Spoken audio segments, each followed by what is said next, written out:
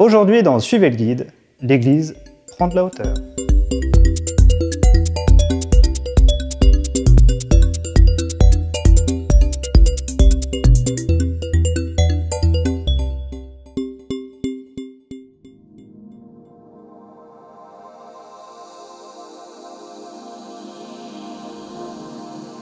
Une tour-lanterne, à quoi ça sert?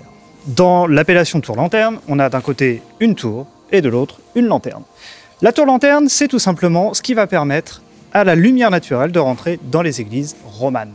Problème à Montivier, c'est que même si elle a été construite aux alentours de 1080, elle ne va pas vraiment servir de tour-lanterne puisqu'elle va être voûtée 90 ans après qu'elle ait été terminée. Il faut marcher sur la voûte primitive gothique pour pouvoir observer la dernière génération des 3 charpentes qui se sont succédées dans la tour-lanterne. Cette version, postérieure à 1635, correspond au remaniement lors de la descente des cloches démoniales. Elle abrite le bossage de la voûte gothique qui se trouve au centre de l'édifice. Par ailleurs, de nombreux graffitis peuvent se retrouver, parfois gravés finement, parfois simplement laissés comme ça, comme une trace. Beaucoup d'entre eux sont contemporains de la restauration post-1888, mais certains beaucoup plus anciens peuvent également dater du XVIIe siècle.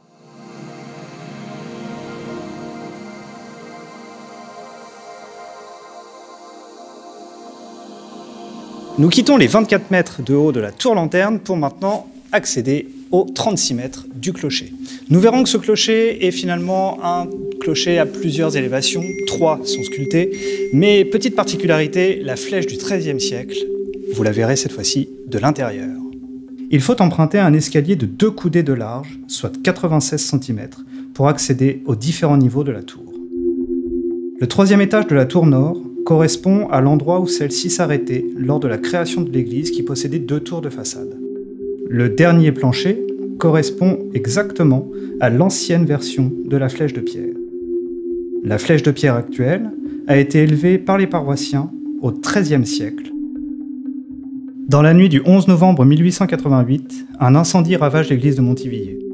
Les charpentes actuellement visibles au niveau de la nef sont contemporaines de la reconstruction de 1889.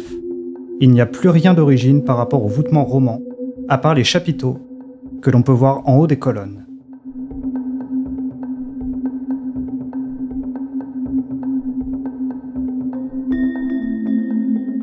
Le carillon actuel, Do, Ré, Mi et Fa, se compose donc de 4 cloches installées le 6 octobre 1891.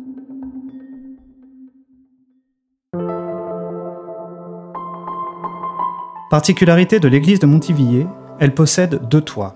À gauche, le toit de la nef gothique, à droite, le toit de la nef romane. Le clocher nord devient donc clocher central lors de la construction de la nef gothique, terminée en 1475.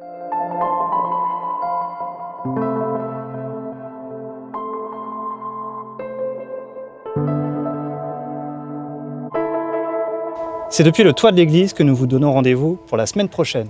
En attendant, n'oubliez pas le guide.